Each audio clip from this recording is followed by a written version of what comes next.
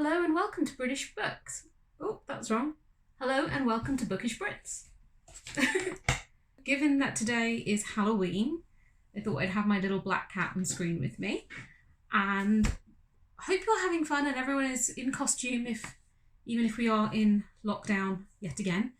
But what I wanted to do today, so I used to read horror all the time as a kid. I was obsessed with point horror and Christopher Pike and Stephen King and Dean Koontz, and I would read them all the time. And then I kind of just found sci-fi and lots of other genres, and it's been a very long time since I read like a pure horror book. Though I did, thanks to Andrew, who is on this channel, read Lockwood & Co. earlier in the year, which I loved, but I'm not going to talk about that today. So I've put some recommendations for horror novels in the description, but they're not from me, they are from the lovely Andrew, who is far more wise about such things. But what I am going to do today is talk about two horror or scary compilations.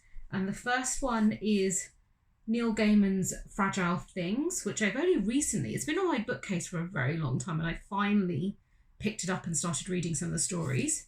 And then the other one is literally my favourite author when I was really little, because she wrote a book called The Wolves of Willoughby Chase. And if you've seen the movie or you've read the book, you understand why I would absolutely love them and probably have an obsession with Victoriana because of that book.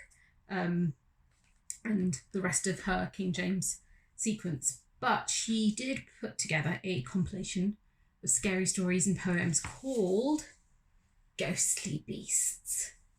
And I'm going to read you one of the poems from this just because I like it, and that's what you're getting now. So the poem's called Ash Talks to Bone. The ghost of the cuckoo in the skeleton tree called a promise to the ghost of me, a ghostly cuckoo in a skeleton larch in doubtful April or spectral March.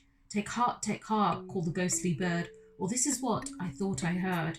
You and I are ash and bone, you and I are dead and gone, but seeds are waiting under all.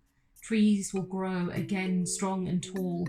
Deep in the future, centuries past, nuclear night will end at last. Dawn will break and life rejoice in unknown words and foreign voice. Take heart, call the ghostly bird, or this is what I thought I heard. So this is a bunch of really sweet little creepy stories.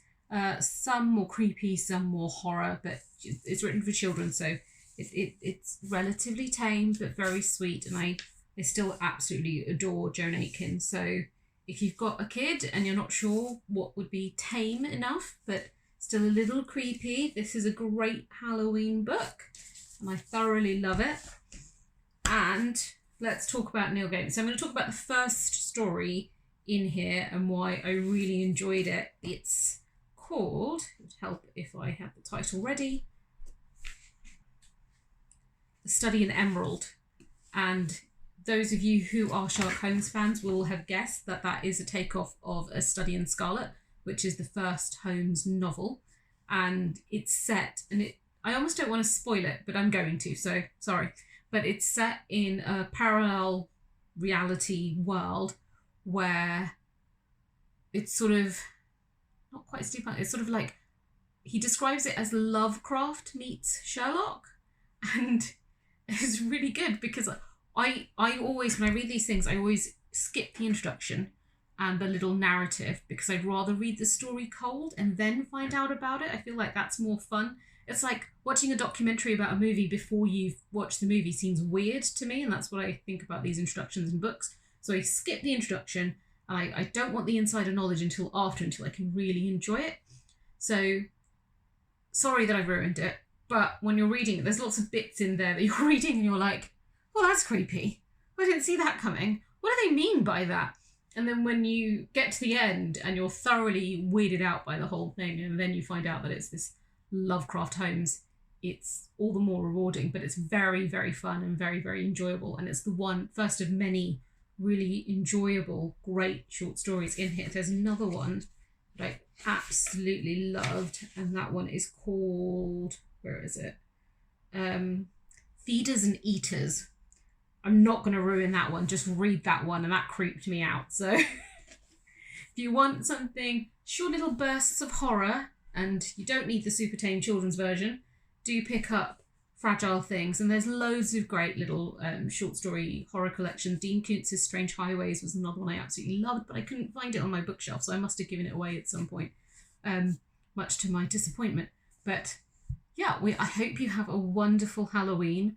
But I completely forgot that Michelle had also recommended a series of books, and there's several series, called the Red Eye Horror Books, and they are for the YA audience.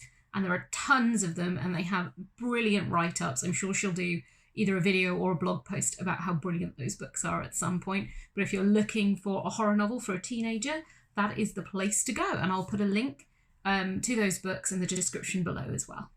Bye!